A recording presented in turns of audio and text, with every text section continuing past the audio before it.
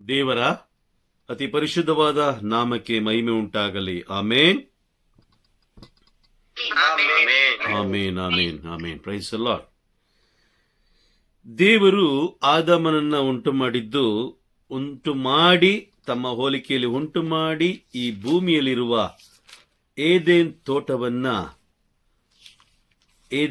ತೋಟ ನೋಡ್ಲಿಕ್ಕೆ, ಆ ತೋಟವನ್ನ ಕಾಯುವುದಕ್ಕಾಗಿ, ಆ ತೋಟ ಹಾಗೂ ಈ ಲೋಕದಲ್ಲಿರುವ ಪ್ರತಿ ಒಂದೊಂದರ ಮೇಲೆ ದೊರೆತನ ಮಾಡುವುದಕ್ಕಾಗಿ ದೇವರು ಆದಾಮನನ್ನ ಉಂಟು ಮಾಡಿದ್ರು. ಆಮೇನ್, ಪ್ರೈಸ್ ದಿ ಲಾರ್ಡ್. ಅದಾದ ಮೇಲೆ ಎರಡನೆಯ ಭಾಗ ನೋಹನ ಕಾಲ ಆದ್ಮೇಲೆ ದೇವರು ಜವಾಬ್ದಾರಿಯನ್ನ ಕೊಡ್ತಾ ಹೋದ್ರು, ಮನುಷ್ಯನಿಗೆ ಜವಾಬ್ದಾರಿಯನ್ನ ಕೊಡ್ತಾ ಹೋದ್ರು. ಪರಲೋಕದಲ್ಲಿ ದೇವದೂತರುಗಳು ದೇವರನ್ನ 24 ಗಂಟೆಗಳು ಕಾಲ ಎಡೆಬಿಡದೆ ದೇವರನ್ನ ಆರಾಧಿಸುತ್ತಿದ್ದಾರೆ. ಒಪ್ತೀರಾ? ಆಮೇನ್ ಅಲ್ವಾ? ದೇವರನ್ನ ಆರಾಧಿಸ್ತಾ ಇದ್ದಾರೆ. ಅದೇ ವ್ಯಕ್ತಿಗಳು, ಅದೇ ದೇವರು, ಪ್ರೈಸ್ ಲಾರ್ಡ್. ದಯವಿಟ್ಟು ಮ್ಯೂಟ್ ಮಾಡ್ಕೊಳ್ಳಿ, ಬೇಡ ಅಂದಾಗ ಮ್ಯೂಟ್ ಮಾಡ್ಕೊಂಬಿಡಿ. ಓಕೆ. ಅದೇ ದೇವರು ಮನುಷ್ಯನನ್ನ ಉಂಟು ಮಾಡಿ ಈ ಧರೆಯಲ್ಲಿ ದೇವರ ರಾಜ್ಯ ಕಟ್ಟಲ್ಪಡುವುದಕ್ಕಾಗಿ ಮನುಷ್ಯನನ್ನ, ಅಂದ್ರೆ ನಮ್ಮನ್ನ ದೇವರು ಆರಿಸ್ಕೊಂಡ್ರು. ಪರಲೋಕದಲ್ಲಿ ದೇವರನ್ನ ದೇವದೂತರುಗಳು ಆರಾಧಿಸ್ತಾ ಇದ್ರು. ಈ ಭುವಿಯಲ್ಲಿ ಮನುಷ್ಯರು ದೇವರನ್ನ ಆರಾಧಿಸಿ ಮಹಿಮೆ ಪಡಿಸಬೇಕು. Praise the Lord. ನೋಡಿ, ಸ್ವರ್ಗದಲ್ಲಿ ದೇವದೂತರುಗಳು ದೇವರನ್ನು ಆರಾಧಿಸುವ ರೀತಿಯಲ್ಲಿ ನಾವು ಕೂಡ, ಅಂದ್ರೆ ಈ ಲೋಕದ ಮನುಷ್ಯರು ಆರಾಧಿಸುವುದಕ್ಕಾಗಿ ದೇವದೂತರಿಗಿಂತ ಸ್ವಲ್ಪ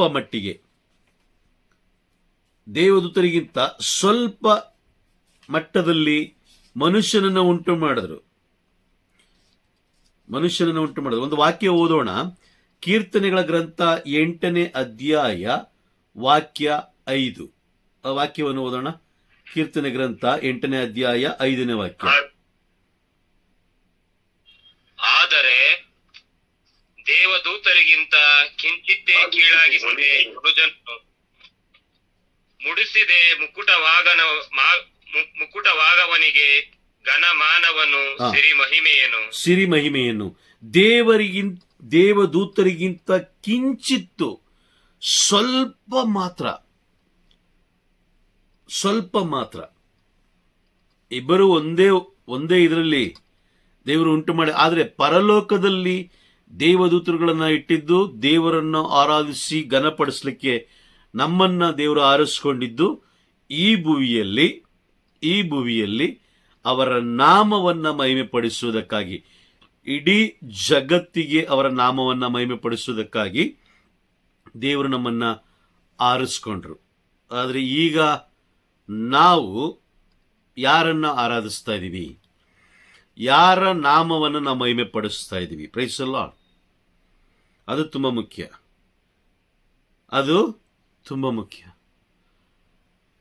ದೇವರು ನಮಗೆ ಒಂದು ಜವಾಬ್ದಾರಿ ಕೊಟ್ಟಿದ್ದಾರೆ ಅಂತ ಹೇಳಿದ್ರೆ ಆ ಜವಾಬ್ದಾರಿಯ ಅನುಗುಣವಾಗಿ ದೇವರು ನಮಗೆ ಲೆಕ್ಕ ಕೇಳ್ತಾರೆ. ಅದಕ್ಕೆ ಹೇಳೋದು ನ್ಯಾಯ ತೀರ್ಪು. ನೀನು ಏನ್ ದುಡ್ದೆ, ನೀನು ಏನ್ ಮಾಡ್ದೆ ಅಂತ ದೇವ್ರು ಕೇಳೋದಿಲ್ಲ. ದೇವ್ರು ಕೇಳೋದು ಒಂದೇನೆ, ನಾನು ಕೊಟ್ಟ ಅಧಿಕಾರವನ್ನ, ನಾನು ಕೊಟ್ಟಂತಹ ಜ್ಞಾನವನ್ನ, ನಾ ಕೊಟ್ಟಂತಹ ಜವಾಬ್ದಾರಿಯನ್ನ ನೀನು ಎಷ್ಟರ ಮಟ್ಟಿಗೆ ಬಳಸಿದೀಯ. ಇದು ತುಂಬಾ ಮುಖ್ಯ. Praise the Lord. ಕೊಟ್ಟಂತ ಜ್ಞಾನವನ್ನ, ಕೊಟ್ಟಂತ ಜವಾಬ್ದಾರಿಯನ್ನ ಎಷ್ಟರ ಮಟ್ಟಿಗೆ ನೀನು ಏನ್ ಮಾಡಿದೀಯಾ, ಬಳಸಿದೀಯಾ ಅಂತ ದೇವರು, ಪ್ರೈಸ್ ದಿ ಲಾರ್ಡ್, ಲೆಕ್ಕ ಕೇಳುವಂಥದ್ದು. 2 ಕೊರಿಂಥಿ 5ನೇ ಅಧ್ಯಾಯ 10ನೇ ವಾಕ್ಯದಲ್ಲಿ ನಾವು ನೋಡ್ತೀವಿ, ಮನುಷ್ಯನು ತನ್ನ ಲೌಕಿಕ ಜೀವನದಲ್ಲಿ ಮಾಡಿರುವ ಎಲ್ಲ ಪ್ರತಿಯೊಂದು ಕಾರ್ಯಗಳಿಗೂ ಲೆಕ್ಕ ಕೊಡಬೇಕು ಅಂತ ಬೈಬಲ್ ನಮಗೆ ಸ್ಪಷ್ಟವಾಗಿ ಹೇಳ್ತಾ ಇದೆ. ಆದರೂ ಕೂಡ ನಾವೇನ್ ಮಾಡ್ತಾ ಇದ್ದೀವಿ? ದೇವರು ಕೊಟ್ಟದ್ದನ್ನ ದೇವರು ಕೊಟ್ಟದ್ದನ್ನ, ಅವ್ರು ನಮ್ಗೆ ಏನ್ ಕೊಟ್ಟಿದ್ದಾರೆ, ನಾವು ಏನ್ ಮಾಡಬೇಕು ಅನ್ನೋದನ್ನ ಅರಿವೇ ಇಲ್ಲದೆ ನಾವು ಜೀವಿಸ್ತಾ ಇದೀವಿ. ನಾವು ಅನ್ಕೊಂಡಿದೀವಿ ನಮಗೆ ಎಲ್ಲ ತುಂಬಾ ಚೆನ್ನಾಗಿ ಗೊತ್ತಿದೆ, ಮಾತಾಡಕ್ ಗೊತ್ತಿದೆ, ನಮಗೆ ಜ್ಞಾನ ಇದೆ, ನಮಗೆ ಬಾಯಿ ಮಾತು ಬರುತ್ತೆ, ನಾವು ಭೂಲೋಕದಲ್ಲಿ ಜನರನ್ನ ಬಾಯಿ ಮುಖಾಂತರ ಅವರನ್ನ ಬೆದರಿಸಿ ಗದರಿಸಿ ಯಾವ ರೀತಿ ಬಾಯಿ ಮುಚ್ತೀವೋ ಅದೇ ರೀತಿ ಪರಲೋಕದಲ್ಲಿ ಮುಚ್ಚಬಹುದು ಅಂತ ನಾವು ಅನ್ಕೊಂಡಿದೀವಿ. ಅದೆಂದಿಗೂ ಸಾಧ್ಯ ಇಲ್ಲ, ಎಂದಿಗೂ ಸಾಧ್ಯ ಇಲ್ಲ. ಆ ವಾಕ್ಯ ಓದೋಣ. 2 ಕೊರಿಂಥಿ 5ನೇ ಅಧ್ಯಾಯ 10ನೇ ವಾಕ್ಯ. ನಾವೆಲ್ಲರೂ ನ್ಯಾಯ ವಿಚಾರಣೆಗಾಗಿ ಕ್ರಿಸ್ತ ಯೇಸುವಿನ ಮುಂದೆ ನಿಲ್ಲಲೇಬೇಕು. ಪ್ರತಿಯೊಬ್ಬನು ಮಾಡಿ ಪಾಪ ಪುಣ್ಯ ಕಾರ್ಯಗಳಿಗೆ ತಕ್ಕ ಪ್ರತಿಫಲವನ್ನು ಪಡೆಯಲೇಬೇಕು. ತಕ್ಕ ಪ್ರತಿಫಲವನ್ನ ಪಡೆಯಲೇಬೇಕು. Praise the Lord. ದೇವರು ಮುಂಚಿತವಾಗಿ ನಾವು ಯೋಚಿಸಬೇಕು, ದೇವರು ಯಾವುದಕ್ಕಾಗಿ ನಮ್ಮನ್ನ ಆರಿಸ್ಕೊಂಡಿದ್ದಾರೆ, ಯಾವುದಕ್ಕಾಗಿ ದೇವರು ನಮ್ಮನ್ನು ಉಂಟು ಮಾಡಿದ್ದಾರೆ. Praise the Lord. ಆ ಒಂದು ಕಾರ್ಯ ಮಾಡದೆ ಇರುವುದಕ್ಕಾಗಿ ಸೈತಾನ ಏನ್ ಮಾಡ್ತಾನೆ? ಅನೇಕ ಕಾರ್ಯಗಳನ್ನ ಮಾಡ್ತಾ ಹೋಗ್ತಾನೆ. Praise the Lord. ಅರ್ಥ ಆಗ್ತಾ ಇದೆಯಾ? ಎಸ್, ಅವನೇನ್ ಮಾಡ್ತಾನೆ? ಅವನ ಕುತಂತ್ರಗಳನ್ನ ಮಾಡ್ತಾ ಹೋಗ್ತಾನೆ. ಹಾಗಾಗಿ ನಾವೇನ್ ಮಾಡ್ಬೇಕು ಅಂತಾರೆ, ಅತಿ ಹೆಚ್ಚಿನ ಸಮಯವನ್ನ ದೇವರೊಂದಿಗೆ, ದೇವರು ನಮ್ಮ ಮೇಲೆ ಇಟ್ಟಿರುವ ಯೋಜನೆಯನ್ನ ಅರಿತುಕೊಳ್ಳುವುದಕ್ಕಾಗಿ, ಆ ಯೋಜನೆಯನ್ನು ಅರಿತುಕೊಳ್ಳುವುದಕ್ಕಾಗಿ ನಾವು ಬಹಳ ಸಮಯವನ್ನ ಒದಗಿಸ್ಬೇಕಾಗುತ್ತೆ. ದೇವರಿಗೆ ಕೊಡಬೇಕಾದ ಸಮಯವನ್ನು ನಾವು ಕೊಟ್ಟಾಗ ದೇವರು ಖಂಡಿತವಾಗಿ ನಮ್ಮೊಂದಿಗೆ ಮಾತನಾಡ್ತಾರೆ. ವಾಕ್ಯ ಹೇಳುತ್ತೆ, ಪ್ರಕಟಣೆ ಪುಸ್ತಕ 1ನೇ ಅಧ್ಯಾಯ 6ನೇ ವಾಕ್ಯ. ಪ್ರಕಟಣೆ ಪುಸ್ತಕ 1ನೇ ಅಧ್ಯಾಯ 6ನೇ ವಾಕ್ಯ. ದೈವಿ ರಾಜ್ಯದ ಯಾಜಕರನ್ನಾಗಿ ದೇವರು ನಮ್ಮನ್ನ ಆರಿಸಿಕೊಂಡಿದ್ದಾರೆ. ದೈವಿ ರಾಜ್ಯದ, ಲೋಕದ ಯಾಜಕರಲ್ಲ. ನಾನು ತುಂಬಾ ಬಾರಿ ಹೇಳ್ತಾ ಇರ್ತೀನಿ ನಿಮಗೆ, 2 ರೀತಿಯಾದ ಯಾಜಕರನ್ನ ನಾವು ಕಾಣಬಹುದು, ಲೋಕದ ಯಾಜಕರು ಹಾಗೂ ದೈವಿ ರಾಜ್ಯದ ಯಾಜಕರು.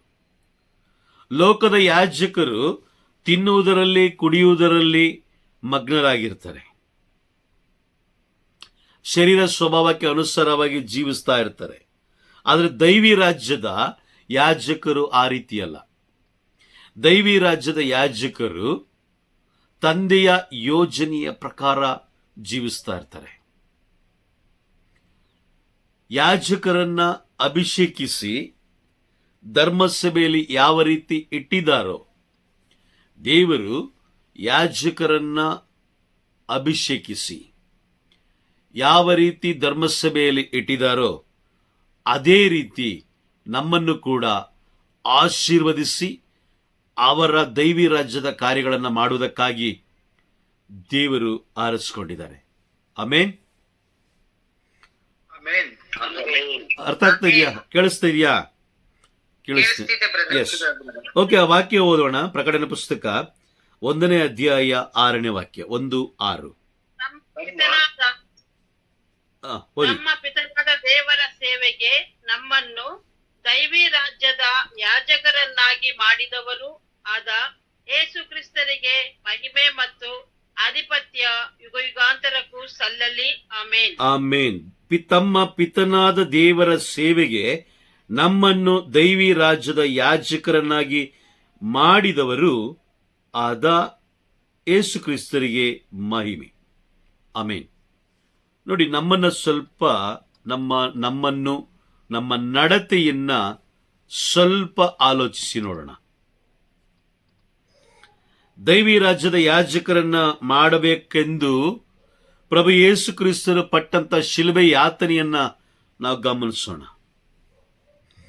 ನಮಗೋಸ್ಕರ, ಅಂದ್ರೆ ನಾವು ಮಾಡಿದ ಒಂದೊಂದು ಪಾಪಗಳಿಗೋಸ್ಕರ ಪ್ರಭು ಯೇಸು ಕ್ರಿಸ್ತರು ಎಷ್ಟು ಬಾಧೆಗೊಳಗಾದ್ರು, ಎಷ್ಟು ಶಿಲುಬೆ ಯಾತನೆ, ಇವೆಲ್ಲವನ್ನು ನಾವು ಧ್ಯಾನ ಮಾಡಿದ್ರೆ ಖಂಡಿತವಾಗ್ಲೂ ನಾವು ಮಾಡುವಂತ ಸೇವೆಯಲ್ಲಿ ಪರಿಶುದ್ಧತೆಯನ್ನು ನಾವು ಕಾಣ್ಬೋದು. ಕಾರಣ ಕೊಡಲ್ಲ. ಇಲ್ಲಾಂದ್ರೆ ನಾವು 150 ಅಲ್ಲ, 1500 ಕಾರಣಗಳನ್ನು ನಾವು ಕೊಡ್ತಾ ಹೋಗ್ತೀವಿ. ಯಾವ ವಿಷಯದಲ್ಲಿ? ಅಂದ್ರೆ ದೇವರ ರಾಜ್ಯದ ವಿಷಯದಲ್ಲಿ. ತಿನ್ನುವ ಕುಡಿಯುವ ಕುಟುಂಬದ ವಿಷಯದಲ್ಲಿ ನಾವು ಕಾರಣ ಕೊಡೋದಿಲ್ಲ. ಆದರೆ ದೈವಿ ರಾಜ್ಯದ ಕಾರ್ಯಗಳನ್ನು ಮಾಡಲಿಕ್ಕೆ ನಾವು ಬಹಳ ಕಾರಣಗಳನ್ನು ಕೊಡ್ತಾ ಹೋಗ್ತೀವಿ. Praise the Lord. ಸ್ವಲ್ಪ ಯೋಚನೆ ಮಾಡಿ ನೋಡೋಣ. ದೈವಿ ರಾಜ್ಯದ ಯಾಜಕರನ್ನಾಗಿ ನಮ್ಮನ್ನು ಪ್ರಭು ಯೇಸು ಕ್ರಿಸ್ತರು ಆರಿಸಿಕೊಂಡಿದ್ದಾರೆ. ಯಾವ ಯೋಗ್ಯತೆ ಇದೆ ನಮಗೆ? ಯಾವ ಯೋಗ್ಯತೆ ಇದೆ? ಲೋಕದಲ್ಲಿ ಮಾಡಿದಂತಹ ಪಾಪಗಳು ಒಂದಾ ಎರಡ ಪ್ರಭುವನ್ನು ಅರಿತ ಮೇಲೂ ಕೂಡ ಅಲ್ವಾ? ನಿಜನ? ಅರಿತ ಮೇಲೂ ಕೂಡ ಎಷ್ಟು ಅವಮಾನ, ಎಷ್ಟು ಅವಮಾನ, ಎಷ್ಟು ತಿರಸ್ಕಾರ ಪ್ರಭುವಿಗೆ. ಈಗ ಬಲಿಪೂಜೆಯ ಸಮಯದಲ್ಲಿ ತುಂಬಾ ಕಡೆ ನಾನು ನೋಡ್ತಾ ಇದ್ದೀನಿ, ಪ್ರತಿ ದೇವಾಲಯಗಳೆಲ್ಲ ನೋಡ್ತಾ ಇದ್ದೀನಿ. ಎಲ್ಲ ದೇವಾಲಯದ ಒಳಗಡೆ ಒಂದು ಸಣ್ಣ ಸಣ್ಣ ಕಾರ್ಯ ಮಾಡಲಿಕ್ಕೆ ಅವ್ರ ಕೈಲಿ ಆಗ್ತಾ ಇಲ್ಲ. ಏನು? ಪಾದರಕ್ಷೆಗಳನ್ನು ಬಿಟ್ಟು ದೇವರೊಂದಿಗೆ ಮಾತನಾಡಲಿಕ್ಕೆ ಇವ್ರ ಕೈಲಿ ಆಗ್ತಾ ಇಲ್ಲ. ಯಾವಾಗ ದೇವರು ಮಾತಾಡಬೇಕು ಅಂತ ಬಯಸ್ತಾರೋ ಆಗ ಎಲ್ಲವನ್ನ ಬೇರ್ಪಡಿಸ್ತಾರೆ ನಮ್ಮಿಂದ. ಲೋಕದ ವ್ಯಕ್ತಿಗಳನ್ನ ಬೇರ್ಪಡಿಸ್ತಾರೆ, ಲೋಕದ ವಸ್ತುಗಳನ್ನ ಬೇರ್ಪಡಿಸ್ತಾರೆ. ಮುಖಾಮುಖಿಯಾಗಿ ವಾಕ್ಯದ ಮುಖಾಂತರ ಅವ್ರು ನಮ್ಮೊಂದಿಗೆ ಮಾತನಾಡ್ತಾರೆ. ಆದರೆ ಈ ದಿನಗಳಲ್ಲಿ ನಾವೇನ್ ಮಾಡ್ತಾ ಇದ್ದೀವಿ? ಅದಕ್ಕೆ ವಿರುದ್ಧವಾಗಿ ತಿರಸ್ಕಾರ ಮಾಡ್ತಾ ಇದ್ದೀವಿ. ಎಲ್ಲಾ ದೇವಾಲಯಗಳು ನಡೆಯುವಂತ ಘಟನೆಗಳು ಇದು. ಹೌದಾ? ನಿಜನ? ಅದನ್ನ ತಿರಸ್ಕಾರ ಅಂತ ಹೇಳ್ಬೋದು. ತಿರಸ್ಕಾರ. ಲೂಕನು ಬರೆದ ಶುಭ ಸಂದೇಶ ನಾವು ಅನ್ಕೊಳ್ತೀವಿ, ಇಲ್ಲ ಅದೆಲ್ಲ ಏನು ಇಲ್ಲ, ಇದೆಲ್ಲ ಏನು ಇಲ್ಲ, ಅದೆಲ್ಲ ಏನು ಇಲ್ಲ, ಆ ಥರ ಎಲ್ಲ ಇಲ್ಲ, ಈ ಥರ ಇಲ್ಲ ಅಂತ ನಮ್ಮ ಆಲೋಚನೆಗೆ ತಕ್ಕಂತೆ ನಾವು ಮಾತಾಡ್ಬೋದು. ಆದರೆ ಲೂಕನು ಬರೆದ ಶುಭ ಸಂದೇಶ 15ನೇ ಅಧ್ಯಾಯ 25ನೇ ವಾಕ್ಯದಲ್ಲಿ ಹೇಳುತ್ತೆ, ಅದಕ್ಕೆ ಮೊದಲು ಅಂದ್ರೆ ಅವರು ಕಾಣಿಸಿಕೊಳ್ಳುವ ಮೊದಲು ಎರಡನೇ ಬರುವಿಕೆಯಲ್ಲಿ ಪ್ರಭು ಯೇಸು ಕ್ರಿಸ್ತರು ತೀವ್ರ ಯಾತನೆಯನ್ನ ಅನುಭವಿಸಿ ಈ ಪೀಳಿಗೆಯಿಂದ ತಿರಸ್ಕೃತನಾಗಬೇಕು. ಈಗ ಎಲ್ಲರೂ ತಿರಸ್ಕೃತ ಮಾಡ್ತಾ ಇದ್ದಾರೆ. ತಿರಸ್ಕೃತ ಮಾಡೋದನ್ನು ನಾವು ಕಣ್ಣಾರೆ ನೋಡ್ತಾ ಇದ್ದೀವಿ. Praise the Lord. ಹೌದಾ? ನಿಜನ? ಒಪ್ಕೊಳ್ತೀರಾ?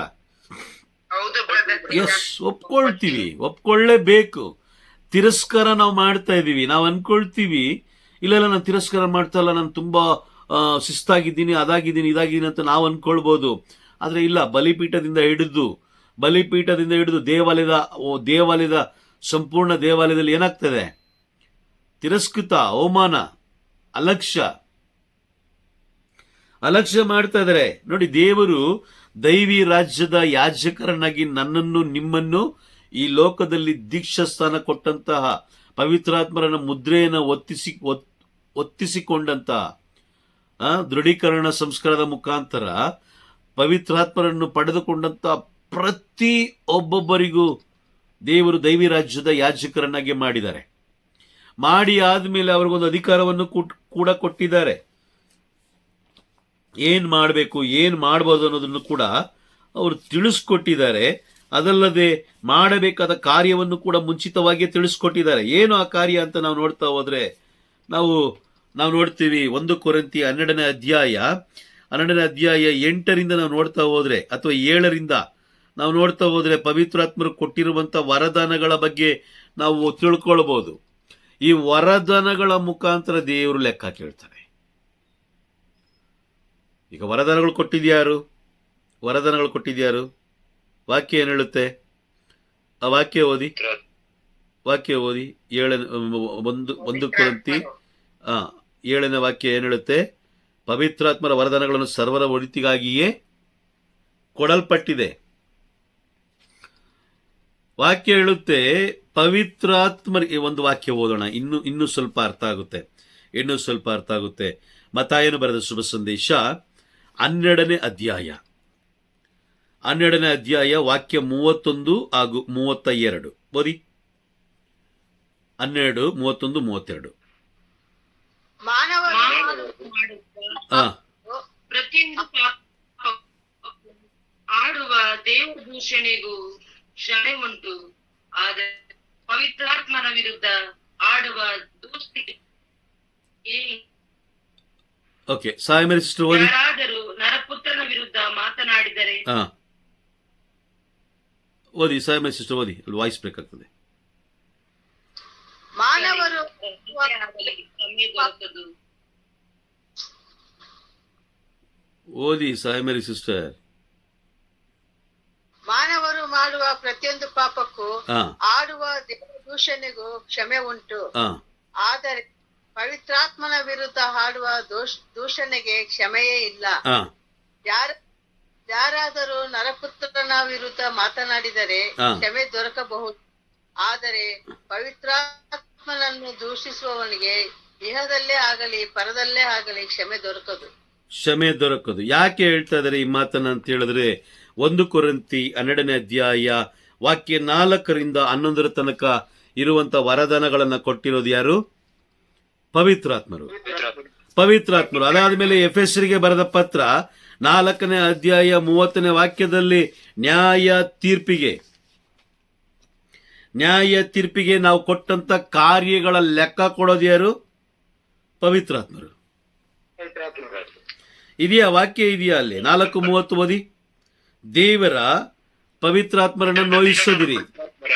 ಹಾ, ಓಕೆ, ಇರಿ ಬ್ರದರ್, ಅದು ವಾಯ್ಸ್ ನಿಮ್ದು ತುಂಬಾ ಬ್ರೇಕ್ ಆಗ್ತದೆ. ಬೇರೆ ಯಾರಾದ್ರೂ ಓದ್ಲಿ ಇವತ್ತು. ಎಂಬುದನ್ನು ಆತ್ಮರನ್ನು ನೋಯಿಸದಿರಿ. ಹಾ, ವಿಮೋಚನೆಯ ದಿನದಂದು ನೀವು ದೇವರಿಗೆ ಸೇರಿದವರು ಎಂಬುದನ್ನು ತೋರಿಸಲು ನಿಮ್ಮ ಮೇಲೆ ಒತ್ತಲಾಗಿರುವ ಮುದ್ರೆಯೂ ಅವರೇ. Praise the Lord. ಸಾಕು. ಈಗ ನ್ಯಾಯ ತೀರ್ಪಿನ ದಿನ, ವಿವೇಚನೆ ದಿನದಂದು ದೇವರಿಗೆ ಸೇರಿದವರು ಎಂದು ನಮ್ಮನ್ನ ದೇವರಿಗೆ ತೋರಿಸಿಕೊಡೋದು ಯಾರು? ಪವಿತ್ರಾತ್ಮರೇ. ವರದಾನಗಳನ್ನ ಕೊಟ್ಟಿದ್ಯಾರು? ಪವಿತ್ರಾತ್ಮರು. ಓಕೆ, ರೋಮನರಿಗೆ ಬರೆದ ಪತ್ರ 8ನೇ ಅಧ್ಯಾಯ ಆ 8ನೇ ಅಧ್ಯಾಯದಲ್ಲಿ ನಮ್ಮ ಪರವಾಗಿ 8:26 ನಮ್ಮ ಪರವಾಗಿ ದೇವರಲ್ಲಿ ಭಿನ್ನಯಿಸೋದು ಯಾರು? ಪವಿತ್ರಾತ್ಮರು. Praise the Lord. ನೋಡಿ, ಇಷ್ಟೆಲ್ಲ ಮಾಡ್ತಾ ಇದಾರೆ ಅಂತ ಹೇಳಿದಾಗ, ಈಗ ಕಥೋಲಿಕ ಕ್ರೈಸ್ತರಾದ ನಾವು ಅತಿ ಹೆಚ್ಚು ಇದನ್ನ ಯಾರು ಕೊಡ್ತಾ ಇದೀವಿ? ನಾವು ಯಾರು ಕೊಡ್ತಾ ಇದೀವಿ? Praise the Lord. ಯಾರು ಕೊಡ್ತಾ ಇದೀವಿ? ನಾವು ಅತಿ ಹೆಚ್ಚು ಪ್ರಾಮುಖ್ಯತೆ ಯಾರು ಕೊಡ್ತಾ ಇದೀವಿ? ಲೋಕಕ್ಕೆ, ಲೋಕದ ವಸ್ತುಗಳಿಗೆ, ಲೋಕದ ವ್ಯಕ್ತಿಗಳಿಗೆ ನಾವು ಕೊಡ್ತಾ ಇದೀವಿ. ಹೌದಾ? ಲೋಕಕ್ಕೆ, ಲೋಕದ ವಸ್ತುಗಳಿಗೆ, ಲೋಕದ ವ್ಯಕ್ತಿಗಳಿಗೆ ನಾವು ಕೊಡ್ತಾ ಇದೀವಿ. ನಾವು ಪವಿತ್ರಾತ್ಮರನ್ನ ದೂರ ಇಟ್ಟಿದೀವಿ. ನಾವು ದೂರ ಇಟ್ಟಿದೀವಿ. ವಾಕ್ಯ ಸ್ಪಷ್ಟವಾಗಿ ಹೇಳ್ತಾ ಇದೆ. ಮತ್ತಾಯನ ಬರೆದ ಶುಭ ಸಂದೇಶ 12ನೇ ಅಧ್ಯಾಯ ವಾಕ್ಯ 31, 32. ಯಾರಾದರೂ ಪವಿತ್ರಾತ್ಮರ ವಿರುದ್ಧ ಮಾತನಾಡಿದರೆ ಇಹದಲ್ಲೇ ಆಗಲಿ ಪರಲೋಕದಲ್ಲೇ ಆಗಲಿ ಆತನಿಗೆ ಏನಿಲ್ಲ? ಕ್ಷಮೆ ಇಲ್ಲ. ಯಾಕೆ ಅಂತ ಹೇಳಿದ್ರೆ, ಮತ್ತಾಯನ ಬರೆದ ಶುಭ ಸಂದೇಶ 25ನೇ ಅಧ್ಯಾಯದಲ್ಲಿ ಒಂದು ತಲಂತು ಸಾಮತಿಯ ಬಗ್ಗೆ ತಿಳಿಸ್ಕೊಡ್ತಾರೆ. 14ರಿಂದ ನಾವು ನೋಡ್ತಾ ಬಂದ್ರೆ, ಒಬ್ಬನಿಗೆ 1, ಒಬ್ಬನಿಗೆ 2, ಇನ್ನೊಬ್ಬನಿಗೆ 5 ತಲಂತು. ಈಗ ದೇವರು ನಮ್ಮನ್ನ ದೇವದೂತರಿಗಿಂತ ಕಿಂಚಿತ್ತು ಕೀಳಾಗಿ ನಮ್ಮನ್ನ ದೇವರು ಉಂಟು ಮಾಡಿರ್ಬೇಕಾದ್ರೆ, ಕಿಂಚಿತ್ತು ಕೀಳಾಗಿ ನಮ್ಮನ್ನು ಉಂಟು ಮಾಡಿ ಅಲ್ಲಿ ನಮಗೆ ಅಧಿಕಾರವನ್ನು ಕೊಟ್ಟಾಗ, ದೇವದೂತರಂತೆ ಯಾವ ರೀತಿ ಸೆರಾಫಿ ದೇವದೂತರುಗಳು ಯೆಶಾಯ ಪ್ರವಾದಿಯ ಗ್ರಂಥ 6ನೇ ಅಧ್ಯಾಯ 1ರಲ್ಲಿ ನುಡಿದಿರುವ ಹಾಗೆ ಅವ್ರು ಯಾವ ರೀತಿ ದೇವರನ್ನ ಆರಾಧಿಸ್ತಾ ಇದ್ದಾರೋ ಅದೇ ರೀತಿ ನಾವು ಲೋಕದಲ್ಲಿ ಈ ಧರೆಯಲ್ಲಿ ನಾವು ದೇವರನ್ನ ಆರಾಧಿಸುವುದಕ್ಕಾಗಿ ದೇವರು ನಮ್ಮನ್ನ ಆರಿಸಿಕೊಂಡಿದ್ದು. ಒಂದೊಂದು ವರದಾನಗಳನ್ನು ಕೊಟ್ಟಿದ್ದಾರೆ. ಆ ವರದಾನಗಳ ಮುಖಾಂತರ ದೇವರನ್ನು ಆರಾಧಿಸಬೇಕು. ಒಬ್ಬರಿಗೆ ಸ್ತುತಿ ಮಾಡಲಿಕ್ಕೆ, ಒಬ್ಬರಿಗೆ ದೇವರನ್ನ ಮಹಿಮೆ ಪಡಿಸಲಿಕ್ಕೆ, ವಾಕ್ಯ ಸಾರಲಿಕ್ಕೆ, ಇನ್ನು ಕೆಲವು ಜನರಿಗೆ ಗೂಢಾರ್ಥವನ್ನ ತಿಳ್ಕೊಳ್ಳಿಕ್ಕೆ, ಇನ್ನು ಕೆಲವು ಜನರಿಗೆ ಪ್ರಾರ್ಥಿಸುವುದಕ್ಕಾಗಿ. Price the lord. ಇದೆಲ್ಲ ಬಿಟ್ಟು ಈಗ ಮನುಷ್ಯ ಏನ್ ಮಾಡ್ತಾ ಇದ್ದಾನೆ? ಮನುಷ್ಯ ಯಾವ ಪ್ರಾರ್ಥನೆ ಹೇಳ್ತಾ ಇದ್ದಾನೋ ಆ ಪ್ರಾರ್ಥನೆ ಮೇಲೆ ನಿರ್ಧಾರ ನಿಂತ್ಕೊಂಡಿದ್ದಾನೆ, ಸ್ಟ್ಯಾಂಡರ್ಡ್ ಆಗಿ ನಿಂತ್ಕೊಂಡಿದ್ದಾನೆ. ಮನುಷ್ಯನ ಮೇಲೆ ನಮ್ಮ ಏನಿದೆ? ಆಲೋಚನೆ ಅಲ್ವಾ? ಅವ್ರು ಹೇಳಿದ್ರು ಬ್ರದರ್, ಆ ಬ್ರದರ್ ಹೇಳಿದ್ರು, ಈ ಥರ ಮಾಡಕ್ಕೆ ಹೇಳಿದ್ರು, ಈ ಥರ ಮಾಡಕ್ಕೆ ಹೇಳಿದ್ರು. ಕೆಲವು ಜನ ಹೇಳ್ತಾರೆ ನೋಡಿದ್ದೀರಾ, ಇದು ಅತ್ಯಂತ ಪವರ್ಫುಲ್ ಪ್ರೇಯರ್, ಇದನ್ನ ನೀವು ಮಾಡಿ ಬೆಳಗ್ಗೆ 3 ಗಂಟೆಗೆ ಎದ್ದು ಮಾಡಿ ಹೇಳ್ತಾರ. Praise the Lord. ಯಾಕೆ 3 ಗಂಟೆಗೆ ಮಾತ್ರ ಮಾಡ್ಬೇಕಾ? ಮಧ್ಯದಲ್ಲಿ ಯಾವಾಗಲೂ ಮಾಡಬಾರ್ದ? ಸಮಯವನ್ನ ನಿಗದಿ ಮಾಡಲಿಕ್ಕೆ ಯಾರು ಅಧಿಕಾರ ಕೊಟ್ಟಿದ್ದು ಇವ್ರಿಗೆ? ಒಂದು ಆಲೋಚನೆ ಇದೆ, ಏನಂತ ಹೇಳಿದ್ರೆ 3 ಗಂಟೆಗೆ ಕಳ್ಳನಿಗೆ ದೇವರು ಕ್ಷಮೆ ಕೊಟ್ಟರು, ಹಾಗಾಗಿ ಆ ಸಮಯದಲ್ಲಿ ಪ್ರಾರ್ಥಿಸಿದ್ರೆ ನಮಗೂ ಕ್ಷಮೆ ಸಿಗುತ್ತೆ ಅಂತ ಒಂದು ಆಲೋಚನೆ ಅಷ್ಟೇ. ಹೌದಾ? ನಿಜನಾ? ಇರ್ಬೋದು ಅಲ್ವಾ? ಹಾಗಾದ್ರೆ ಯೋಹಾನನು ಬರೆದ ಶುಭ ಸಂದೇಶ 8ನೇ ಅಧ್ಯಾಯ ವಾಕ್ಯ 1ರಲ್ಲಿ ನಾವು ನೋಡ್ಬೇಕಾದ್ರೆ ವ್ಯಭಿಚಾರಿಗೆ ಕ್ಷಮೆ ಕೊಟ್ರು. ಅದ್ಯಾವ ಟೈಮಲ್ಲಿ? ಅದ್ಯಾವ ಟೈಮು? ಮಧ್ಯಾಹ್ನ ಟೈಮಾ? ಬರ್ದಿದ್ಯಾ ಅಲ್ಲಿ? ಮಧ್ಯಾಹ್ನ ಅಂತ ಇದೆಯಾ?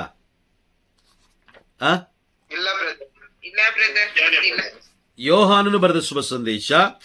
ಈಗ ಕಳ್ಳನಿಗೆ 3 ಗಂಟೆಗೆ ಅಂದ್ರೆ ಮರಣ ಹೊಂದುವುದಕ್ಕಿಂತ ಮುಂಚಿತವಾಗಿ ಅವ್ರು ಏನ್ ಮಾಡಿದ್ರು? ಕ್ಷಮೆ ಕೊಟ್ರು. ಅದೇ ಯೋಹಾನನು ಬರೆದ ಶುಭ ಸಂದೇಶ 8ನೇ ಅಧ್ಯಾಯದಲ್ಲಿ ಒಬ್ಬ ವ್ಯಭಿಚಾರಿಗೆ ಪ್ರಭು ಯೇಸು ಕ್ರಿಸ್ತರು ಕ್ಷಮೆ ಕೊಡ್ತಾರೆ. ಅದು ಯಾವ ಟೈಮು? ಗೊತ್ತಿಲ್ಲ ಅಲ್ವಾ? ಗೊತ್ತಿಲ್ಲ ಯಾವ ಟೈಮ್ ಅನ್ನೋದು ಗೊತ್ತಿಲ್ಲ. ಆದ್ರೆ ವಾಕ್ಯ ಏನು ಹೇಳುತ್ತೆ ಗೊತ್ತಾ? ವಾಕ್ಯ ಏನು ಹೇಳುತ್ತೆ? Praise the Lord. ಒಂದು ವಾಕ್ಯ ಓದೋಣ. ನಮ್ಮನ್ನು ಕಾದು ಮುನ್ನಡೆಸುವ ದೇವರು ನಿದ್ರಿಸದ ದೇವರು. ಆಮೇನ್. ಓಕೆ, ಒಂದು ವಾಕ್ಯ ಓದೋಣ. ಕೀರ್ತನೆಗಳ ಗ್ರಂಥ 121ನೇ ಅಧ್ಯಾಯ ವಾಕ್ಯ 3-4 ಓದಿ. 3-4. ನನಗೆ ನಿನ್ನ ಕಾಲೆಡವದಂತೆ ನೋಡುವನಾತ, ತೂಕಡಿಸಲಾರನು ನಿನ್ನ ಕಾಯುವನಾತ. ಇಗೋ ಇಸ್ರಾಯೇಲನ್ನು ಕಾಯುವಾತನು ನಿದ್ರಿಸನು, ತೂಕಡಿಸನು. ಇದೆಯಾ? ವಾಕ್ಯ ಇದೆಯಾ? ನಮ್ಮನ್ನು ಕಾದು ಮುನ್ನಡೆಸುವ ದೇವರು ನಿದ್ರಿಸದ ದೇವರು. ಆಮೇನ್. ನೀವು ಯಾವಾಗ ಪ್ರಾರ್ಥನೆ ಮಾಡಿದ್ರು ಅದಕ್ಕೆ ಸದುತ್ತರ ಇದೆ. ಸಮಯ ನಿಗದಿ ಮಾಡೋದು ಯಾರು? ಮನುಷ್ಯ. ನಿದ್ರಿಸದ ದೇವರು ನಮ್ಮ ದೇವರು. ಎಲ್ಲ ಸಮಯದಲ್ಲೂ ನಾವೇನ್ ಮಾಡ್ತೀವಿ? ಒಂದೊಂದು ಕಾರಣ ಕೊಡ್ತಾ ಹೋಗ್ತೀವಿ. ಹೌದಾ? ಎಲ್ಲದಕ್ಕೂ ಒಂದು ಕಾರಣ.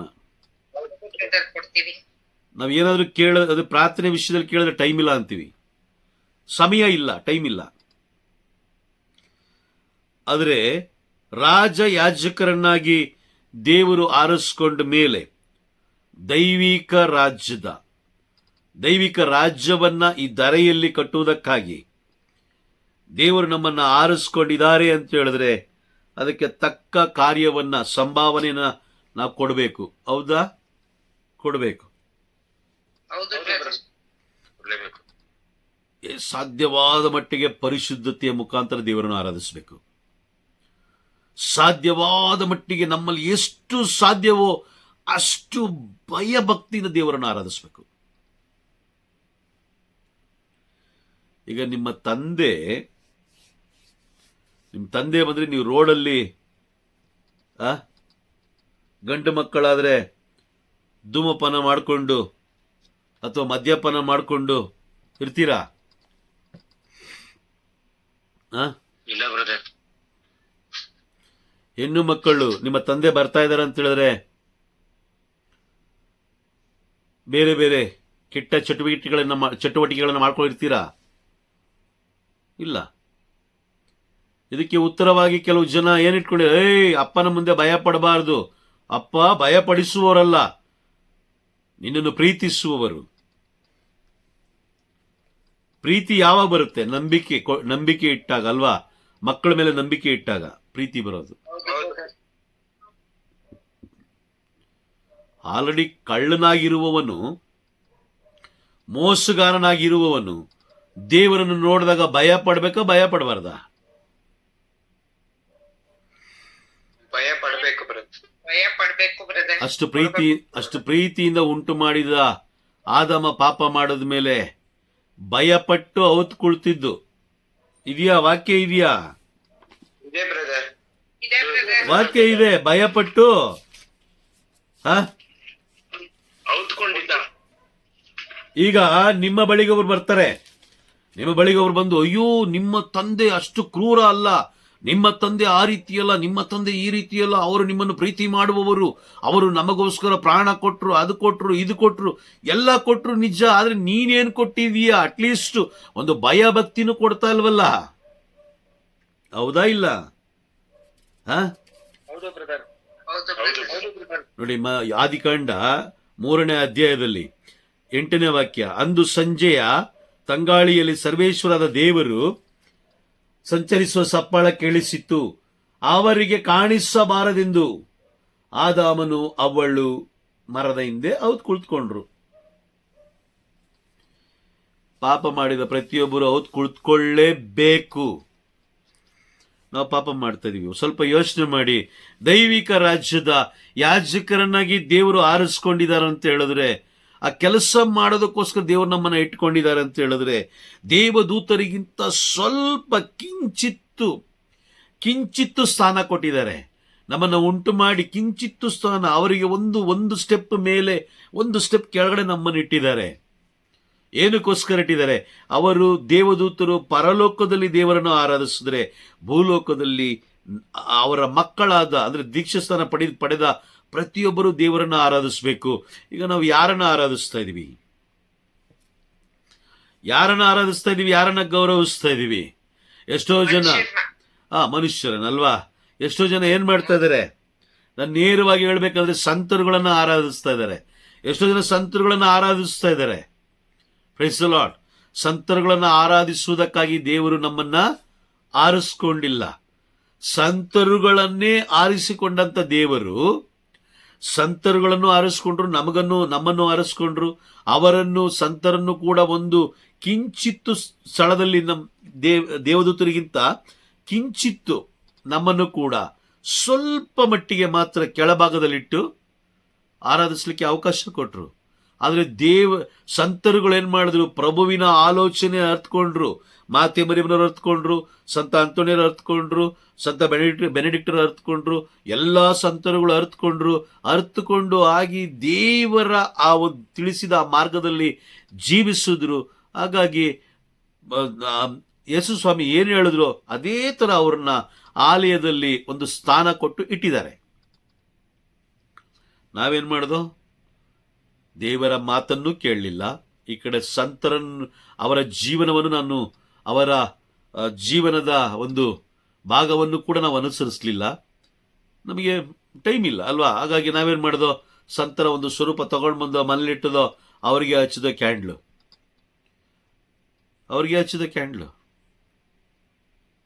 ಹೋಗಿ ಪ್ರಾರ್ಥನೆ ಏನು? ನಮಗಾಗಿ ಪ್ರಾರ್ಥಿಸ್ರಿ.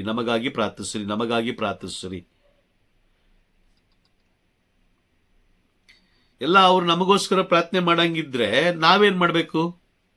ದೇವರು ಏನಕ್ಕೋಸ್ಕರ ನಮ್ಮನ್ನು ಆರಿಸ್ಕೊಂಡ್ರು? ವಾಕ್ಯ ಏನ್ ಹೇಳುತ್ತೆ? ಪ್ರಕಟಣೆ ಪುಸ್ತಕ 1ನೇ ಅಧ್ಯಾಯ 6ನೇ ವಾಕ್ಯ ಏನ್ ಹೇಳುತ್ತೆ? ಅಲ್ವಾ? ಕಟ್ಟಬೇಕಲ್ವಾ? ದರೆಯಲ್ಲಿ ಕಟ್ಟಬೇಕಲ್ವಾ? ಹೌದಾ? ಕಟ್ಟಬೇಕು. ಕಟ್ಟದೇ ಇದ್ರಲ್ಲಿ ದೇವ್ರ ಲೆಕ್ಕ ಕೇಳ್ತಾರೆ. ಪವಿತ್ರಾತ್ಮರನ್ನು ಕೊಟ್ಟು, ನಿಮ್ ಕೈಲಿ ಆಗಲ್ಲಪ್ಪ, ಓಕೆ, ನಾನು ಒಬ್ಬ ಪೋಷಕರನ್ನ ಕಳಿಸ್ಕೊಡ್ತೀನಿ, ಅವರು ನಿಮ್ಮ ಜೊತೆಲೇ ಯಾವಾಗ್ಲೂ ಇರ್ತಾರೆ, ಅವರೊಂದಿಗೆ ನೀವಿರಿ, ಅವರು ನಿಮ್ಮನ್ನು ಮುನ್ನಡೆಸ್ತಾರೆ ಅಂತ ಹೇಳಿ ಏನ್ ಮಾಡಿದ್ರು? Price the Lord. ಓಕೆ, ಇನ್ನೊಂದು ವಾಕ್ಯ ಓದೋಣ. ಓದ್ರೆ ನಮ್ಗೆ ಇನ್ನೂ ಅರ್ಥ ಆಗುತ್ತೆ. ಪ್ರಕಟಣೆ ಪುಸ್ತಕ 5ನೇ ಅಧ್ಯಾಯ 10ನೇ ವಾಕ್ಯ ಓದಿ. 5:10. ಏರ್ಪಡಿಸಿದೆ ಓದಿ. ಏರ್ಪಡಿಸಿ ಅವರನ್ನು ನಮ್ಮ ದೇವರಿಗೋಸ್ಕರ ರಾಜವಂಶವಾಗಿ ಯಾಜಕ ವರ್ಗವಾಗಿ ಆಳುವವರವರು ಸಮಸ್ತ ಭೂಮಿಯ ಮೇಲೆ. ಏರ್ಪಡಿಸಿದೆ ನೀ ಅವರನ್ನು, ಸಾಕು, 10 ಅಂದ್ರೆ 10 ಮಾತ್ರ ಓದಿ ಸಾಕು. ಏರ್ಪಡಿಸಿದೆ ನೀ ಅವರನ್ನು ನಮ್ಮ ದೇವರಿಗೋಸ್ಕರ ರಾಜವಂಶವಾಗಿ ಯಾಜಕ ವರ್ಗವಾಗಿ ಆಳುವರವರು ಸಮಸ್ತ ಭೂಮಿಯ ಮೇಲೆ. ಈ ಎರಡನೇ ಪದವನ್ನ, ಆಳುವರವರು ಸಮಸ್ತ ಭೂಮಿಯ ಮೇಲೆ, ಇದಕ್ಕಿಂತ ಮುಂಚೆ ಆಳಬೇಕು ಅಂತ ಯಾರಿಗೆ ಹೇಳಿದ್ರು? ಈ ಭೂಮಿಯನ್ನು ಆಳಬೇಕು ಅಂತ ಯಾರಿಗೆ ಹೇಳಿದ್ರು? ನಮಗೆ ಬ್ರದರ್. ಇದಕ್ಕಿಂತ ಮುಂಚಿತವಾಗಿ ಭೂಮಿಯನ್ನು ಆಳಬೇಕು ಅಂತ ಯಾರಿಗೆ ಹೇಳಿದ್ರು?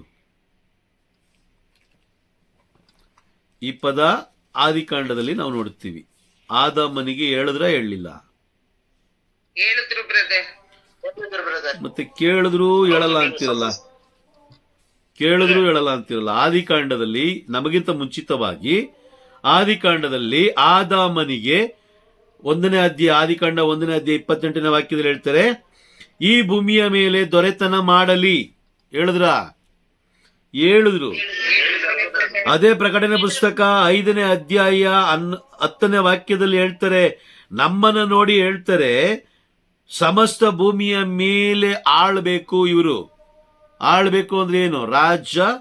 ಯಾಜಕರಾಗಿ ಆಳ್ಬೇಕು. ಈಗ ಆಳ್ತಾ ಇದೀವ ನಾವು? ಆಳ್ತಾ ಇದೀವಾ? ಇಲ್ಲ ಅಲ್ವಾ? ಆಳ್ತಾ ಇಲ್ಲ ಅಂತ ಹೇಳಿದ್ರೆ ಎಲ್ಲೋ ನಾವು ಮಾಡ್ಬೇಕಾಗಿರೋ ಕೆಲಸದಲ್ಲಿ ಲೋಪದೋಷ ಇದೆಯಾ? ಎಲ್ಲ ನಾವು ಮಾಡ್ತಿರೋ ಕೆಲಸದಲ್ಲಿ, ದೇವರು ಕೊಟ್ಟಂತ ಕೆಲಸದಲ್ಲಿ ಲೋಪದೋಷ ಇದೆ. ಹಾಗಾಗಿ ನಾವು ಆಳಕ್ಕೆ ಆಗ್ತಾ ಇಲ್ಲ. ಈಗ ಆಳಕ್ಕೆ ಆಗ್ತಾ ಇಲ್ಲ, ಕೊರತೆ ಇದೆ ಅಂತ ಹೇಳಿದ್ರೆ ನಾವು ಏನೋ ಕಳ್ಕೊಂಡಿದೀವಿ ಅಂತ ಲೆಕ್ಕ. ಹೌದಾ?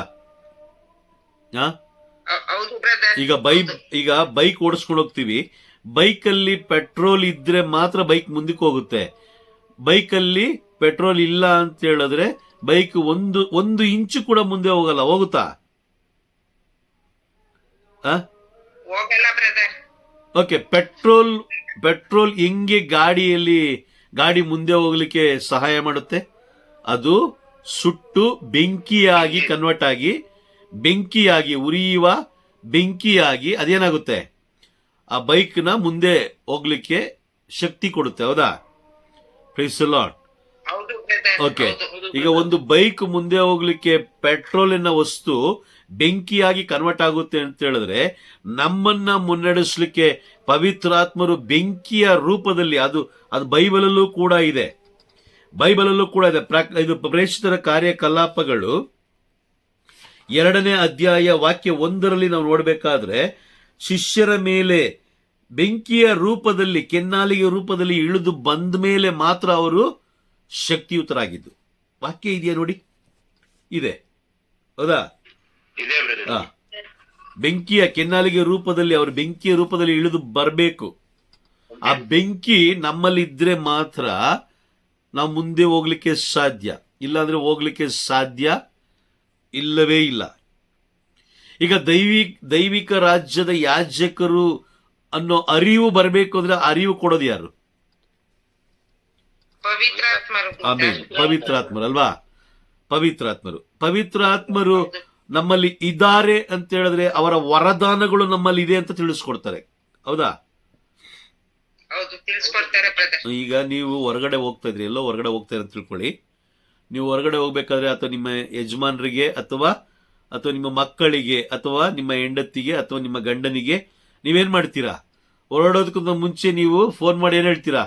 ನಾ ಬರೋದು ಲೇಟ್ ಆಗುತ್ತೆ, ಇಲ್ಲಿ ಅಡಿಗೆ ಇಟ್ಟಿದ್ದೀನಿ, ಇಲ್ಲಿ ಇದಿಟ್ಟಿದ್ದೀನಿ, ಕೀ ಇಲ್ಲಿ ಕೊಟ್ಟಿದ್ದೀನಿ, ಅಲ್ಲಿ ಇದಿಟ್ಟಿದ್ದೀನಿ, ನೀವು ಅಲ್ಲಿ ತಗೊಳ್ಳಿ, ಇದು ತಗೊಳ್ಳಿ ಅಂತ ಇನ್ಫಾರ್ಮೇಶನ್ ಕೊಡ್ತೀರಾ? ಕೊಡಲ್ಲ?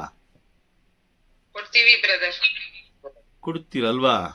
ಅದೇ ತರ ಅಲ್ವಾ ಪವಿತ್ರಾತ್ಮರು ನಮ್ಮೊಳಗೆ ಬಂದಾಗ ಅವರ ವರದಾನಗಳು ಏನ್ ಕೊಟ್ಟಿದ್ದಾರೆ, 1 ಕೊಟ್ಟಿದಾರೋ, 2 ಕೊಟ್ಟಿದಾರೋ, 5 ಕೊಟ್ಟಿದಾರೋ, ಅದು ಯಾರು ತಿಳಿಸ್ಕೊಡೋದು? ಪವಿತ್ರಾತ್ಮರು. ಆಮೇಲೆ ಪವಿತ್ರಾತ್ಮರು ತಿಳಿಸ್ಕೊಡ್ತಾರೆ.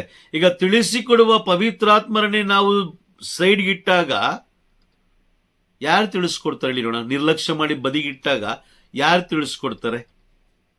ಈ ಲೋಕದ ವ್ಯಕ್ತಿಗಳು ತಿಳಿಸ್ಕೊಡ್ತಾರ? ಸೈತಾನನ ಕಡೆ ಅಲ್ಲ ಯಾರು ತಿಳಿಸ್ಕೊಡಲ್ಲ ಬ್ರದರ್, ಅವಾಗ ನಾವು ಶೂನ್ಯ ಆಗ್ಬಿಡ್ತೀವಿ. ಯಾರು ತಿಳಿಸ್ಕೊಡಲ್ಲ, ಆಗ ನಾವೇನಾಗ್ತೀವಿ? ಶೂನ್ಯ ಆಗೋಗ್ತೀವಿ. ಝೀರೋ ಆದಾಗ ನೋಡಿ, ಅಲ್ಲೊಂದು ವಾಕ್ಯ ಇದೆ ನೋಡಿ, ಝೀರೋ ಆದಾಗ ಗಮನ ಕೊಟ್ಟು ಕೇಳಿಸ್ಕೊಳ್ಳಿ. ಯಾವಾಗ ಪವಿತ್ರಾತ್ಮರು ನಾವು ಪವಿತ್ರಾತ್ಮರನ್ನ ದೂರ ಇಡ್ತೀವೋ ನಾವು ಝೀರೋ ಆಗ್ತೀವಿ, ಶೂನ್ಯ ಆಗ್ತೀವಿ. ಮತ್ತಾಯನು ಬರೆದ ಶುಭ ಸಂದೇಶ 12ನೇ ಅಧ್ಯಾಯ 46ನೇ ವಾಕ್ಯ ಅನ್ಕೊಳ್ತೀನಿ, ಮೋಸ್ಟ್ಲಿ 46ನೇ ವಾಕ್ಯ. ಆ ವಾಕ್ಯವನ್ನು ಓದೋಣ ಈಗ. 43 ಓದಿ. ದೆವ್ವವು ಒಬ್ಬ ಮನುಷ್ಯನನ್ನು ಬಿಟ್ಟು ತೊಲಗಿದ ಮೇಲೆ ನೆಲೆಯನ್ನು ಹುಡುಕುತ್ತಾ ಒಣಗಾಡಿನಲ್ಲಿ ಅಲೆದಾಡುತ್ತದೆ. ಅದಕ್ಕೆ ನೆಲೆ ಸಿಗದಾಗ ಅದು ನಾನು ಬಿಟ್ಟು ಬಂದ ಮನೆಗೆ ಹಿಂದಿರುಗುತ್ತೇನೆ ಎಂದು ಹೇಳಿಕೊಳ್ಳುತ್ತದೆ. ಮರಳಿ ಬಂದಾಗ ಓದಿ. ಮನೆ ಬರಿದಾಗಿರುವುದನ್ನು ಗುಡಿಸಿರುವುದನ್ನು ಎಲ್ಲವೂ ಚೊಕ್ಕಟ ಆಗಿರುವುದನ್ನು ಕಾಣುತ್ತದೆ. ಎಲ್ಲವೂ ಚೊಕ್ಕಟ ಅಂದ್ರೆ ಏನು? ಎಲ್ಲವೂ ಚೊಕ್ಕಟ, ಝೀರೋ ಆಗಿದ್ದಾಗ. ಯಾಕಂದ್ರೆ ಪವಿತ್ರಾತ್ಮರು ದಹಿಸುವ ಬೆಂಕಿ ಇರಬೇಕಾದ್ರೆ ಪರಲೋಕದ ಪ್ಲಾನ್ ಓಡ್ತಾ ಇರುತ್ತೆ ನಮ್ಮ ಕುಟುಂಬದಲ್ಲಿ ಅಥವಾ ನಮ್ಮ ಜೀವನದಲ್ಲಿ. ಪವಿತ್ರಾತ್ಮರು ಇದ್ರೆ ಮಾತ್ರ ಪರಲೋಕದ ಪ್ಲಾನ್ ಓಡೋದು. ಈಗ ನೋಡಿ, ಮಾತೆ ಮರಿಯಮ್ಮನವರು ಲೋಕದಲ್ಲಿ ಇರಬೇಕಾದ್ರೆ ಪರಲೋಕದ ಪ್ಲಾನ್ ಅವ್ರಿಗೆ ಗೊತ್ತಾಯ್ತಾ? ಪರಲೋಕದ ಪ್ಲಾನ್ ಗೊತ್ತಾಯ್ತಾ ಮಾತೆ ಮರಿಯಮ್ಮನವ್ರಿಗೆ?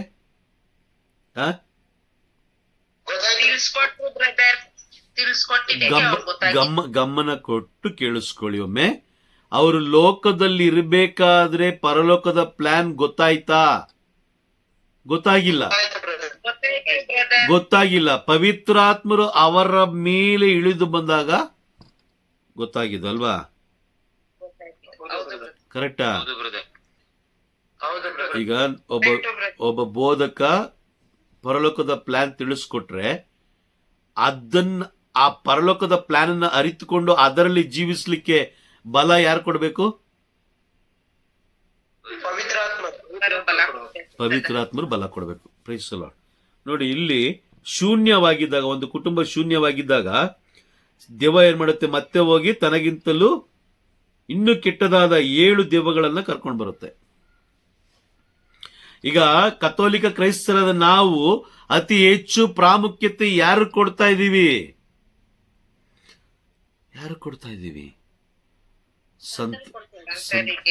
ಓಕೆ, ಯಾವುದೇ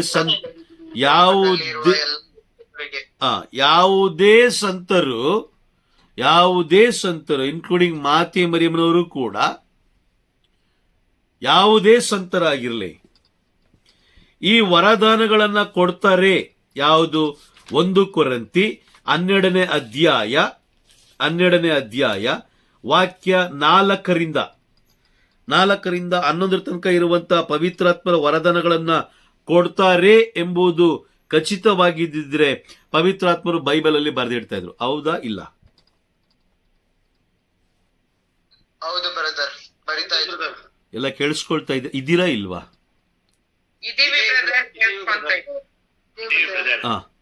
ಆ ಪವಿತ್ರಾತ್ಮರು ಬರೆದಿಡ್ತಾ ಇರ್ಲಿಲ್ವಾ? ಬರದಿ ನಮಗೆ ತೋರಿಸ್ತಾ ಇದ್ರು. ಹಂಗಂದ್ರೆ ಈಗ ಲೋಕದಲ್ಲಿರುವ ಜನರು ಇವ್ರ ಹತ್ರ ಪ್ರಾರ್ಥನೆ ಮಾಡಿ ಅಂತ ದಾರಿ ತಪ್ಪಿಸ್ತಾ ಇದಾರಲ್ಲ. ಹಾಗಾದ್ರೆ ಈಗ ಇಲ್ಲದೆ ಇರುವ ವಿಷಯವನ್ನ ಒಳಗಡೆ ಸೇರಿಸ್ತಾ ಇದಾರೆ ಅಂತ ಹೇಳಿದ್ರೆ ಅದು ಯಾರು ಮಾಡ್ತಾರದು?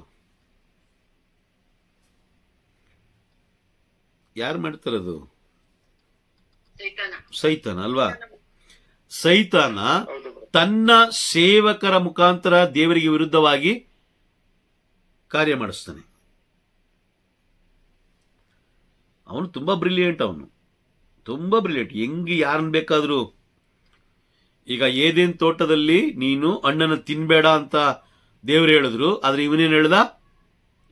ತಿನ್ನು ಅಂತ ಹೇಳ್ದ.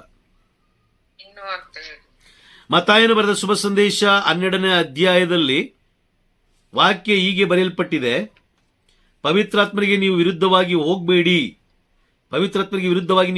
ಅಂತ ಹೇಳ್ತಾ ಇದೆ. ಆದ್ರೆ ಇಲ್ಲಿ ಈತ ಏನ್ ಮಾಡ್ತದಾನೆ? ಈ ದಿನಗಳಲ್ಲಿ, ಈ ಪೀಳಿಗೆಯಲ್ಲಿ ಏನ್ ಮಾಡ್ತಾ ಇದ್ದಾನೆ? ಪವಿತ್ರಾತ್ಮರೇ ಇಲ್ಲ ಅನ್ನೋದನ್ನ ಪ್ರೂವ್ ಮಾಡ್ತಾ ಇದ್ದಾನೆ. ಈಗ ನಾವು ಯಾರೊಂದಿಗೆ ಜಾಸ್ತಿ ಒಡನಾಟ ಇಟ್ಕೊಳ್ಬೇಕು? ಯಾರೊಂದಿಗೆ ನಾವು ಜಾಸ್ತಿ ಒಡನಾಟ ಇಟ್ಕೊಳ್ಬೇಕು? ಪವಿತ್ರಾತ್ಮರೊಂದಿಗೆ ಒಡನಾಟ. ಪವಿತ್ರಾತ್ಮರೊಂದಿಗೆ ನಾವು ಒಡನಾಟ ಇಟ್ಕೊಳ್ಬೇಕು. ಯಾಕೆ? ಕಾರಣ ಅವರೇ ನಮ್ಮನ್ನ ಮುನ್ನಡೆಸ್ತಾ ಇರೋದು ಬ್ರದರ್. ನ್ಯಾಯ ತೀರ್ಪಿಗೆ ಸಿದ್ಧತೆ ಮಾಡ್ತಾ ಇರೋದು ಯಾರು? ಅವರೇ ಬ್ರದರ್, ಅವರೇ ನಮ್ಮನ್ನ ಮುನ್ನಡೆಸ್ತಾ. ಪವಿತ್ರಾತ್ಮರಲ್ವಾ? ಹೌದು ಬ್ರದರ್. ಪವಿತ್ರಾತ್ಮರು. ಯೋಹಾನನ ಬರೆದ ಶುಭ ಸಂದೇಶ 16ನೇ ಅಧ್ಯಾಯ 8ನೇ ವಾಕ್ಯ ಹೇಳೋ ಪ್ರಕಾರ ಪವಿತ್ರಾತ್ಮರು ನಮ್ಮನ್ನ ನ್ಯಾಯ ತೀರ್ಪಿಗೆ ಸಿದ್ಧತೆ ಮಾಡ್ತಾ ಇರೋದು. ಓಕೆ, ಈಗ ನ್ಯಾಯ ತೀರ್ಪಿಗೆ ಸಿದ್ಧತೆ ಮಾಡೋದನ್ನ ಬಿಟ್ಟು ನಾವು ಬೇರೆ ವ್ಯಕ್ತಿಯ ಬಳಿಗೆ ನಾವು ಹೋಗ್ತಾ ಇದೀವಿ ಅಂತ ಹೇಳಿದ್ರೆ ನ್ಯಾಯ ತೀರ್ಪಿಗೆ ನಾವು ಸೋಲ್ತಾ ಇದೀವಿ ಅಂತ ಲೆಕ್ಕ. ಅಲ್ಲಿಗೆ ಹೋಗೋದು ಇಲ್ಲ. ಅಲ್ಲಿಗೆ ಹೋಗೋದು ಇಲ್ಲ ಅಲ್ವಾ? ಹೌದು ಬ್ರದರ್. ಅರಿವಾಗ್ತಾ ಇದೆಯಾ? ಆಗ್ತಾ ಇದೆ ಬ್ರದರ್. Praise the Lord.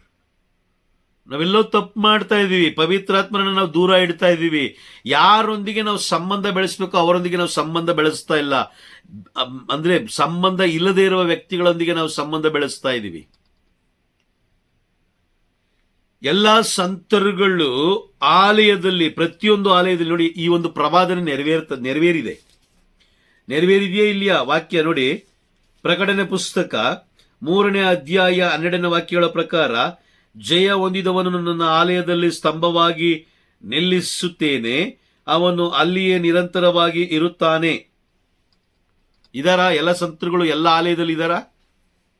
ಇದಾರೆ ಬ್ರದರ್. ಎಲ್ಲ ಆಲಯದಲ್ಲೂ ಇದ್ದಾರೆ. ಇದು ಪ್ರವಾದನೆ ನೆರವೇರಿ ಆಯ್ತು.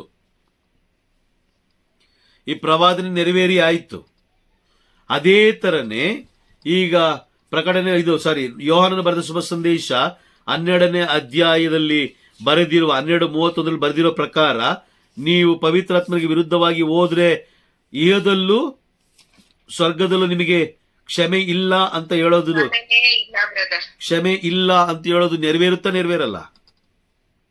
ನೆರವೇರುತ್ತೆ. ಆಲಯದಲ್ಲಿ ಸ್ತಂಭವಾಗಿ ನಿಲ್ಲಿಸುತ್ತೇನೆ ಅಂತ ಹೇಳಿದಂತ ದೇವರು ಆ ನುಡಿದಂತೆ ನಡೆದಿದ್ದಾರೆ. ಇದು ಕೂಡ ನಡೆಯುತ್ತೆ. ದೇವರು ನಮ್ಮನ್ನ ಕೀರ್ತನೆ ಗ್ರಂಥ 8ನೇ ಅಧ್ಯಾಯ 5ನೇ ವಾಕ್ಯ ತಿಳಿಸುವ ಹಾಗೆ, ದೇವದೂತರಿಗಿಂತ ಕಿಂಚಿತ್ತು ವರ್ಗದಲ್ಲಿ ನಮ್ಮನ್ನ ಇಟ್ಟಿದ್ದಾರೆ. ಕಿಂಚಿತ್ತು ವರ್ಗದಲ್ಲಿ, ಅವರ ಹೋಲಿಕೆಯಲ್ಲೇ ಉಂಟು ಮಾಡಿರೋದು. ಅದರ ಕಿಂಚಿತ್ತು ವರ್ಗದಲ್ಲಿ ಅಂದ್ರೆ ಅವರಿಗೆ, ದೇವದೂತರಿಗೆ 1ನೇ ಸ್ಥಾನ, ನಮಗೆ 2ನೇ ಸ್ಥಾನದಲ್ಲಿ ಇಟ್ಟಿದ್ದಾರೆ.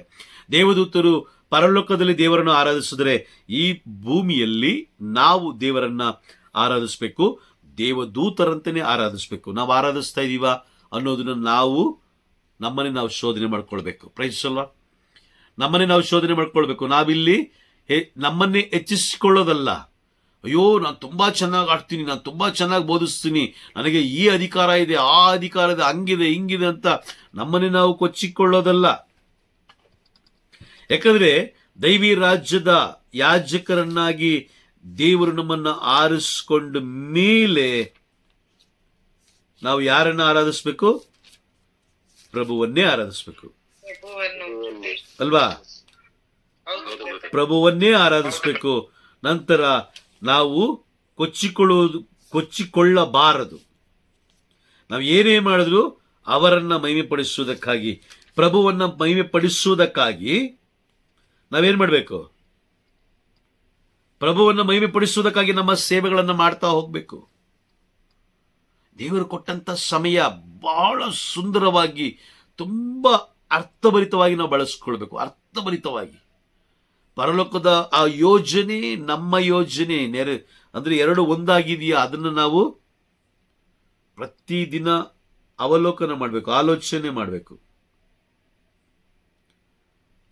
ಸಂತ ಪೇತ್ರರು, ಪೌಲರು, ಅವರ ಶಿಷ್ಯರು ಎಲ್ಲರೂ ಪ್ರಭುವಿನ ಆ ಪ್ಲಾನ್ ತಿಳ್ಕೊಂಡ್ರು, ಅದರಂತೆಯೇ ಜೀವಿಸಿದ್ರು, ಅವರಿಗೆ ಪ್ರಭುವಿಗೆ ಸಾಕ್ಷಿಗಳಾದ್ರು. ಇವತ್ತು ನಾವು ಜೀವಿಸ್ತಾ ಇದೀವಾ? ಇದು ತುಂಬಾ ಮುಖ್ಯ.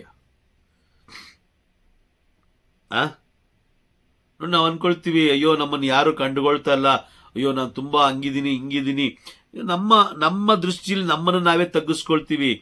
ಆದ್ರೆ ಬೈಬಲ್ ಹೇಳುತ್ತೆ, ದೇವದೂತರಿಗಿಂತ ಕಿಂಚಿತ್ತು ಸ್ಥಾನದಲ್ಲಿ ದೇವರು ನಮ್ಮನ್ನು ಇಟ್ಟಿದ್ದಾರೆ. ಆಮೇನ್. ಅರ್ಥ ಆಗ್ತದ್ಯಾ? ಆಮೇನ್.